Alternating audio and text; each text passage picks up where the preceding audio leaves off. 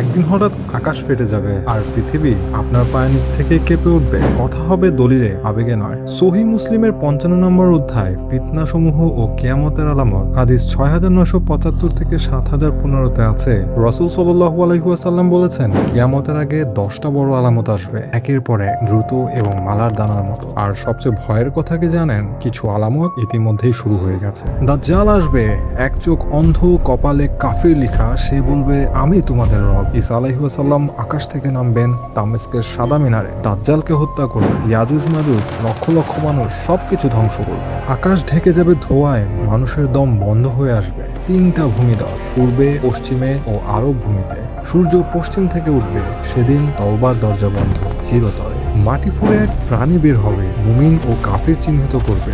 শেষ চিহ্ন, ইয়েমেন থেকে এক আগুন বের হবে, মানুষকে তাড়িয়ে নিয়ে যাবে হাসরের ময়দানে। এরপর সিংগায় ফু, সব শেষ। কিন্তু এখনো সময় আছে, সূর্য এখনো পূর্ব থেকেই উঠছে, তওবার দরজা এখনো খোলা। একটা গুনাহ ছেড়ে দিন, নামাজ ঠিক করুন। আল্লাহ আমাদের সকলকে প্রস্তুত হবার তৌফিক দান করুন।